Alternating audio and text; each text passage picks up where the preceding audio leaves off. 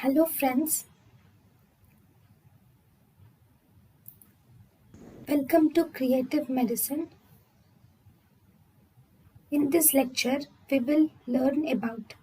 Hello friends, if you see the management of inflammatory bowel disease. So in the management of inflammatory bowel disease, the main therapy is 5-amino salicylic acid agents are the mainstay of therapies.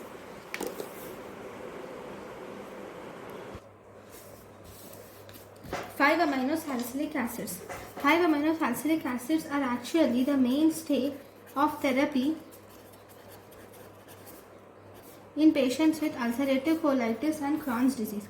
So if you see the mechanism of action of 5-amino salicylic acid, it will inhibit nuclear factor kappa B activation, and it will also inhibit prostaglandin synthesis.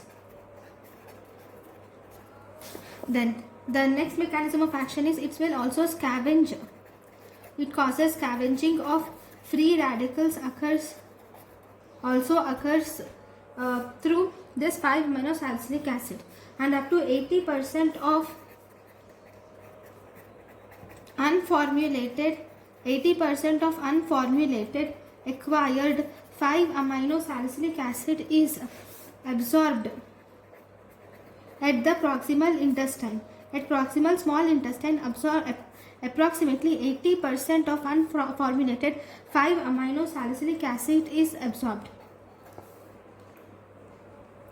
So to overcome this absorption, but the action is in distal colon. So in order to overcome this rapid absorption in small intestine, 5-amino salicylic acid is mainly attached. It is attached to the carriers. It is attached with carriers. Like for example, it is attached with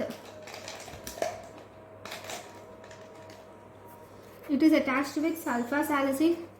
Sulfasalazine is 5-amino salicylic acid with sulfapyridine. What is sulfasalazine?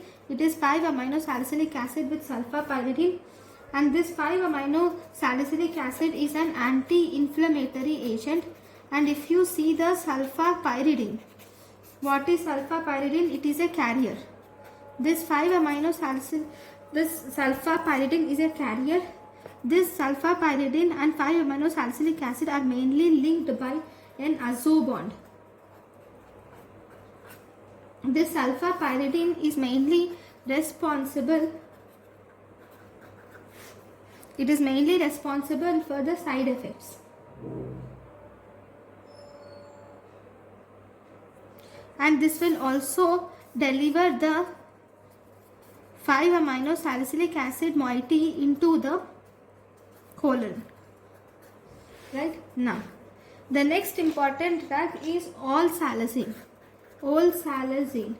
What is olsalazine? It is 5-amino salicylic acid is attached to one more 5-amino salicylic acid, and this is olsalazine.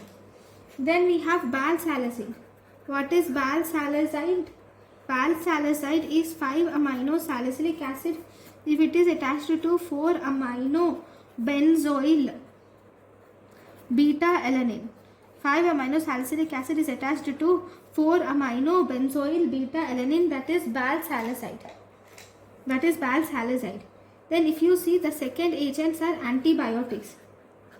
So in the antibiotics, mainly the metronidazole. If you see the antibiotics, it is the metronidazole which is mainly used. This metronidazole is actually used as an anti-inflammatory agent. It is used as anti-inflammatory agent. It is used as a fistulous agent, and then it is used as a perianal agent. So this metronidazole is mainly used in Crohn's disease. Then this metronidazole has no role in the treatment of active or quiescent ulcerative colitis. It has no role in treatment of active or quiescent ulcerative colitis, and this is mainly used in patients with pouchitis. It is used in patients with pouchitis, that is, it causes total proctocolectomy. This causes total proctocolectomy with ileoanal pouch anastomosis. It is we do total proctocolectomy with ileoanal pouch anastomosis is actually the treatment of choice for pouchitis. Okay, this is the treatment of choice for pouchitis. So this metronidazole has no role in the treatment of active and quiescent form of ulcerative colitis. Next antibiotics is, if you see, ciprofloxacin is the next antibiotic. So ciprofloxacin is the next antibiotic. This ciprofloxacin is mainly used in active inflammatory and also fistulous cases. It is used in active inflammatory case, it is used in fistulous, and also it is used in perianal Crohn's disease. It is used in active inflammatory, fistulous and perianal Crohn's disease. Then it is also used in patients of pouchitis. Ciprofloxacin is also used in patients of pouchitis. Then the next important drug is glucocorticals. What are glucocorticals used for? They are mainly used in inducing remission. Glucocorticals is mainly used in inducing remission in patients with both ulcerative colitis and Crohn's disease. And this glucocorticals has no role in maintenance therapy. It has no role in maintenance therapy. Then if you see agents, the next important is agents which are used for inducing remission.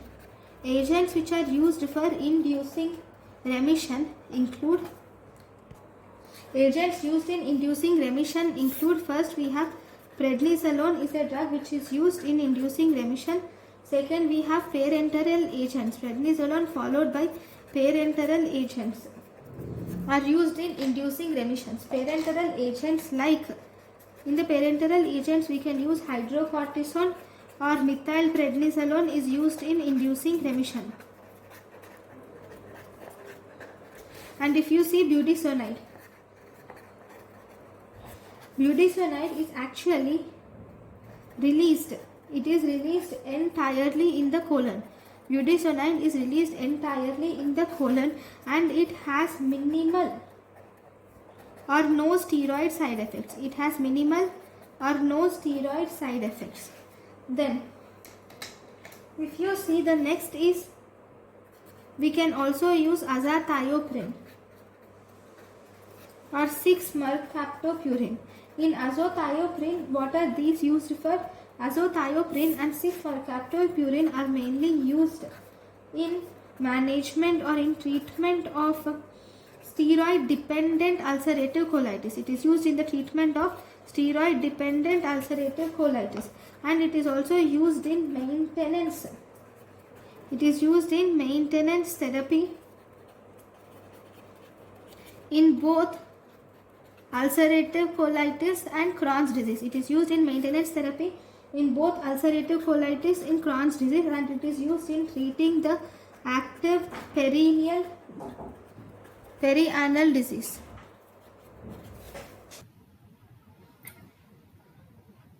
Thank you, and thank you for watching.